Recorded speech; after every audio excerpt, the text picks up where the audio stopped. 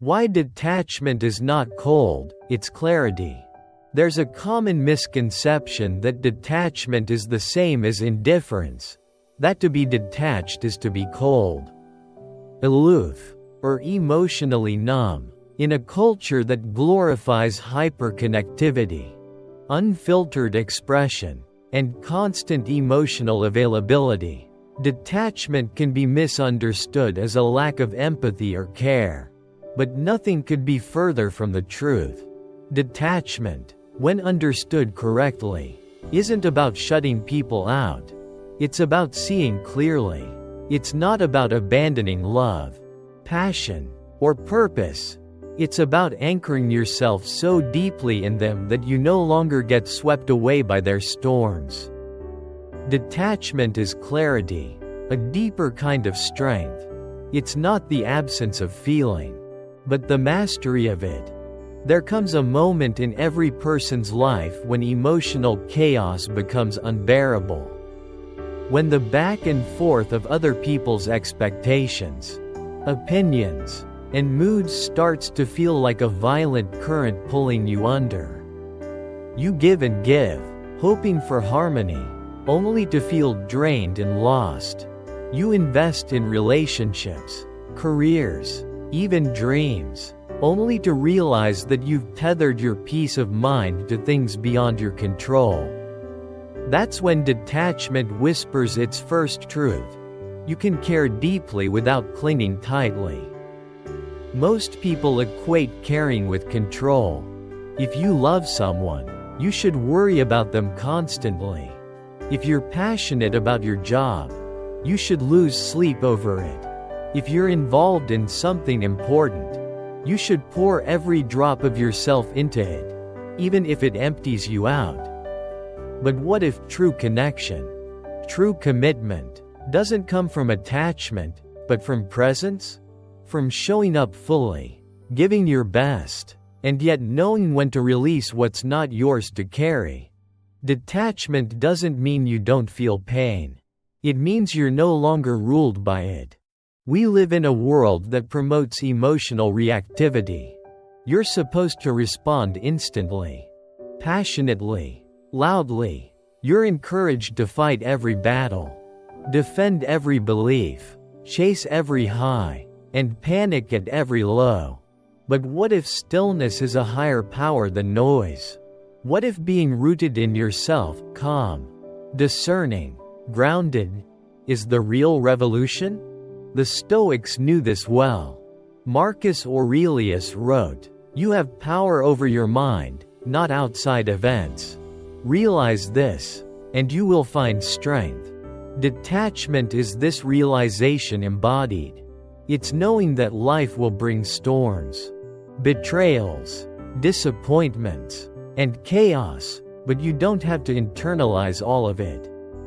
You don't have to pick up every emotional bag that's handed to you. Some will call this emotional detachment a form of weakness or denial. But denial resists the truth, while detachment accepts it. You're not pretending that pain doesn't exist. You're just refusing to let it define you. You're not turning away from people. You're choosing not to be entangled in their drama. You're not cold, you're conscious. You see, there's a kind of quiet dignity that comes with detachment. The kind that doesn't demand validation. The kind that doesn't seek revenge, approval, or praise. The kind that walks away not because it's indifferent, but because it values peace over performance. It's the clarity of knowing what deserves your energy, and what doesn't. Think of a person who's mastered detachment. They're not the loudest in the room. They're not constantly reacting or competing. They're not desperate to be seen or heard. Instead, they observe, they listen, they choose their words carefully. And their silences even more so. Their power lies in restraint, not reaction, in presence, not performance. And that kind of presence is magnetic. But this clarity doesn't come overnight. Detachment is a practice. forged in the fire of lived experience. It often begins in pain, heartbreak, betrayal, disappointment, when the people you love most hurt you, when the job you gave everything to ends in silence, when the approval you chased never arrives. You're faced with a choice. Let bitterness consume you, or rise above it. Let your identity be shattered by what didn't work out, or rebuild yourself with firmer boundaries and deeper wisdom.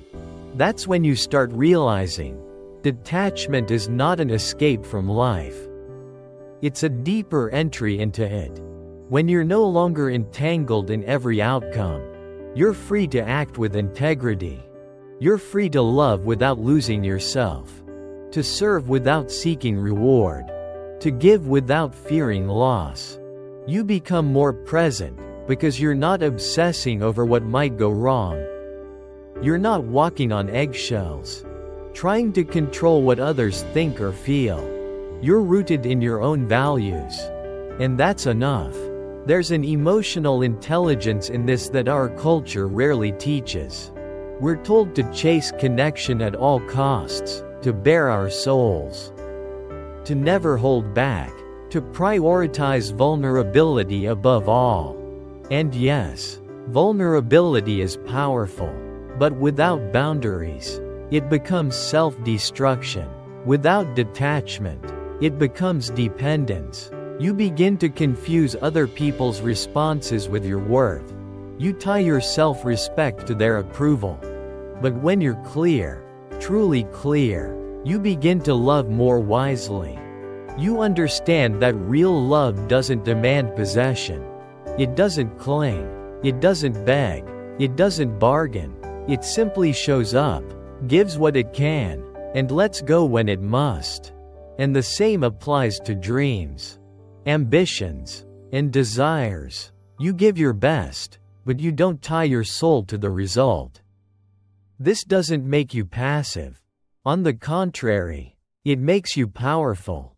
Because now, your energy is focused, your actions are deliberate. You no longer waste time chasing illusions or fighting battles that aren't yours. You don't get caught up in gossip, drama, or the need to prove yourself. You know who you are. You know what matters, and everything else is just noise. Ironically, detachment allows you to engage more deeply with life. Because you're not afraid of losing what you have. You're not defined by it. You're not enslaved by the fear of change. So, you take more risks. You speak your truth more freely. You love with more courage. Because now, your self-worth isn't held hostage by how things turn out. That's what clarity does. It gives you freedom. Freedom from anxiety, from the need to control, from the compulsion to fix everything and everyone. It allows you to be here, now, fully alive, fully human, but not at the mercy of every emotional wave. And yes, there will be moments when this clarity feels lonely. Because not everyone will understand it. Some will misinterpret your calm as coldness, your distance as indifference, your boundaries as rejection. But that's okay. Clarity often comes with solitude. And solitude is not the enemy. It's the training ground of emotional mastery. You learn to sit with your feelings without drowning in them. You learn to process pain without projecting it. You learn to support others without rescuing them. You stop trying to be everything to everyone. And instead, you become everything to yourself. That's the paradox of detachment. It looks like less, but it gives you more. More peace, more power, more presence. So the next time someone says you've changed because you no longer over-explain, over-apologize, or overextend, let them. You're not becoming cold. You're becoming clear. You're not shutting down. You're tuning in to yourself, to what matters, to what endures. You've realized that your peace is priceless. That not every emotion needs a reaction. That not every relationship deserves a seat at your table.